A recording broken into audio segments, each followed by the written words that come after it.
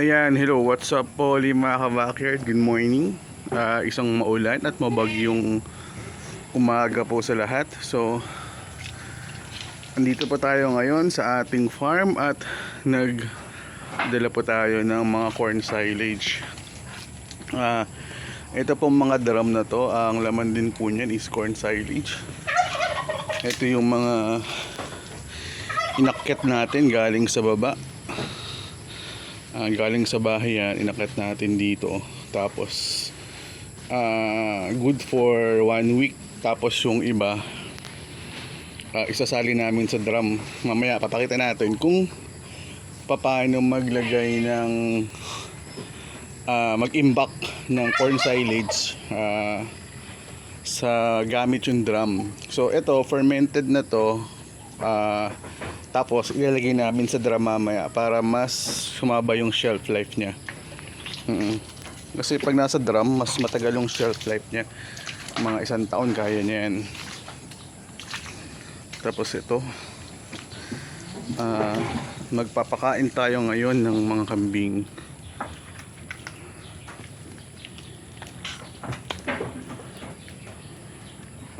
Pakaputik yun sa farm. So ang ginawa ko, nakabota kami. Yan, nabad ko muna yung bota ko para hindi gaano maputik dito sa kulungan. So ayan. So ang ginawa ni Jericho dito, naglagay siya ng molasses sa corn silage. Additional lang naman yun. So ayan. So update lang din po. So ito, available yung tatlo na yan. Nung Friday, kung naalala nyo, nag-deliver tayo ng isang backlink sa Herona Tarlac. So possible, baka sabi ni Consi, if ever daw, pag sumweldo siya ulit, baka kumuha siya ulit ng 2 babae. So ito yung possible na i-alok sa kanya, itong triplet line, para tapos dominant pa yung babae mag-anak. Tapos ito, so isa na lang yung natitira nating buck.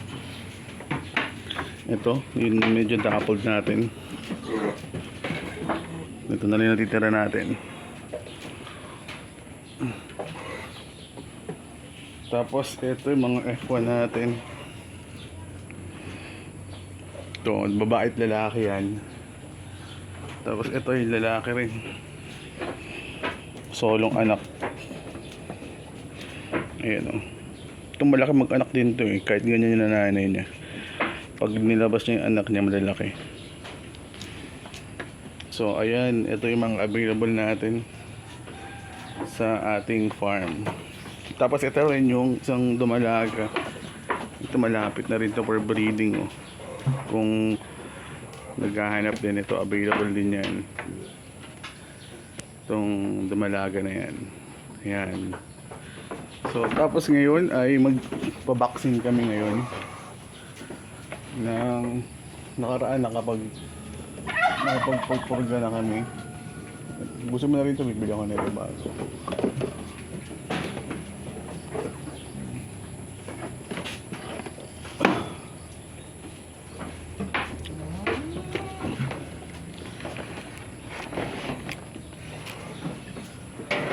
Ano yung nabigay natin? B-complex. So yan, magba-vaccine tayo sa mga maliliit. So, yan.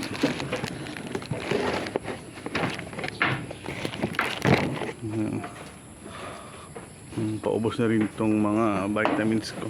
Sinisimot ko na yan para makabili ako bago.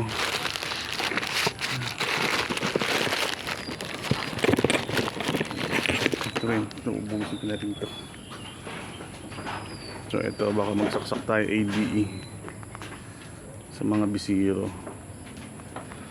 So ngayon, ang sasaksak pa namin ay ADE.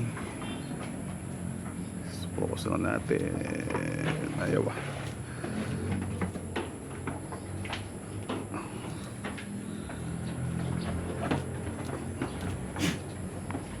Ayun. So ngayon ang project namin, patabain yung nanay ng triplets. Tapos para masalang na rin siya for the next breeding. So yun, nagsasaksak lang kami ng mga alaga nating kambing. At marami po kaming vitamins dito. So yun lang, salamat po. At magsasaksak muna kami habang prepare ako at magpapakain si Jericho ng mga kambing. So ayan,